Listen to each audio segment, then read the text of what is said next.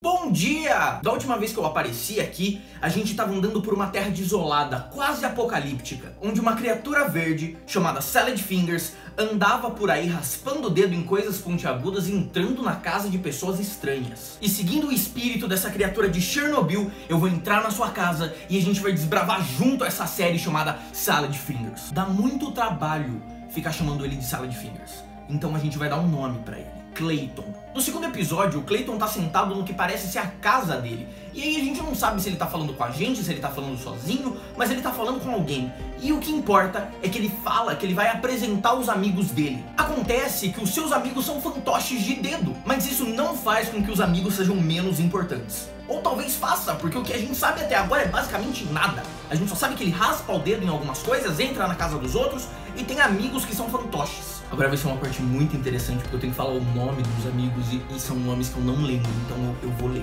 Os amigos do Clayton se chamam Hubert Cumberdale, Marjorie Stewart Baxter e Jeremy Fisher. Como se as coisas já não estivessem estranhas o suficiente da gente tá vendo essa criatura, Clayton, esquisita, verde, com dedos gigantes, com fantoches dentro dos dedos, como se não pudesse ficar mais estranho que isso, Clayton decide que vai provar os seus amigos. A Marjorie aparentemente tem gosto de alucinógeno e isso não é uma apologia, não é pra ninguém usar droga por causa disso, tá entendendo? Não façam isso. No entanto, Hubert tem gosto de fuligem e merda. Agora a gente vai começar um pequeno movimento de criação de teoria. Se você tá tentando criar uma teoria, desvendar um mistério ou construir um foguete, cada detalhe importa. Então a gente precisa se perguntar: por que a Marjorie tem um gosto tão bom e o Hubert tem um gosto tão ruim? Talvez o gosto deles esteja atrelado a algum sentimento. Talvez os bonecos representem pessoas reais. Talvez Clayton tenha enfiado Hubert em lugares que não devem ser enfiados. Essas perguntas precisam ser feitas, mas ainda é muito cedo para responder elas. A gente também precisa se atentar ao detalhe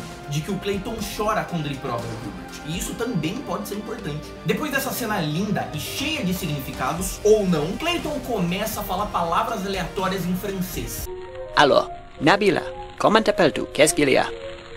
Lá no vídeo do primeiro episódio, a gente decidiu que o Clayton tem problemas mentais e vive em um mundo pós-apocalipse. Mas qual é o problema mental que o Clayton tem? Nesse momento em que ele começa a falar outra língua de maneira aleatória, nos é apresentado um fragmento do que pode vir a ser uma resposta. Talvez o Clayton tenha transtorno de personalidade múltipla. Isso é muito complicado para um desenho mal feito do YouTube, você está pensando. Talvez você esteja certo, talvez a gente esteja tentando tirar pelo de ovo.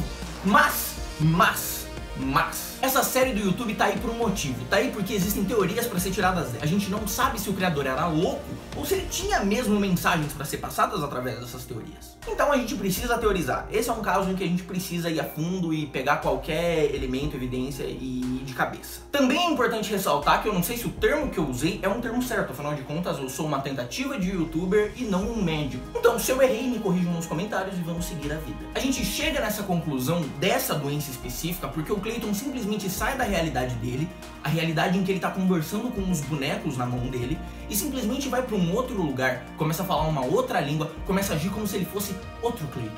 Mas, ainda assim, isso não é prova suficiente pra gente ter certeza do que a gente tá falando.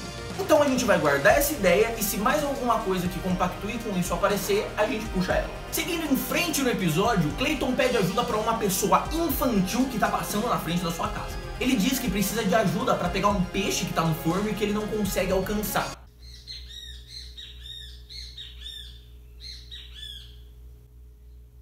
Foi? Beleza. Quando a pessoa infantil entra no forno para pegar o peixe, o Clayton acaba se distraindo com um parafuso gigante que tá na parede. E como tudo aqui é normal, ele enfia o dedo no parafuso e a água vermelha sai. A pessoa infantil fica presa no forno e o Clayton vai num sonho alucinógeno que talvez tenha sido causado pela Marjorie, talvez só pela falta de sangue. O Clayton se vê dentro de um matadouro interagindo com um Hubert gigante. E Hubert, assim como todos os outros moradores da terra do Clayton, falam gritanês. Pro caso de você estar assistindo isso de fone às 3 horas da manhã. O Clayton fica cantando Somewhere Over the Rainbow e, como eu já disse antes, isso pode vir a ser importante. Porque uma criatura em um mundo pós-apocalíptico cantaria essa música. Então o Clayton acorda do seu sonho alucinógeno e vê que a pessoa infantil tá morta dentro do forno. Acontece nas melhores famílias. Agora, eu vou deixar um questionamento no ar. Clayton, Salad Fingers, Roy de Chernobyl, matou a pessoa infantil de propósito ou não? Com essa indagação, o segundo episódio acaba. Ele serviu pra gente conhecer os amigos do Clayton e aprender que criança não deve entrar em fornos. E principalmente pra fazer a gente se perguntar como esse negócio rendeu no segundo episódio. Até aqui, o quebra-cabeça de Salad Fingers ainda tá espalhado na mesa. Não tem como a gente ter certeza de nada, porque por enquanto a gente só viu elementos que talvez sejam importantes, talvez não. É uma grande bagunça de informações que a gente não sabe o que a gente vai usar e o que a gente não vai. Talvez no próximo episódio as nossas dúvidas sejam respondidas. Talvez, mas a gente só vai descobrir isso no próximo episódio da série de teorias do Salada de Dedos. Muito obrigado por ter visto esse vídeo até aqui. Se você gostou, não esquece de deixar o seu like. Se não gostou, pode xingar nos comentários. Compartilhe esse vídeo em todo lugar. Tipo, em todo lugar mesmo. Você tá andando na rua, joga o celular no chão com o canal do YouTube aberto pra uma pessoa pegar o celular pra te devolver ou pra sair correndo. E quando ela olhar a tela do celular, vai estar lá o meu canal. Então faz isso. É uma estratégia de marketing boa e eu tô patenteando ela aqui agora. Esse é o canal Terça Aleatória, o canal que não tem compromisso nenhum com porcaria nenhuma. E até a próxima. Beijos de luz.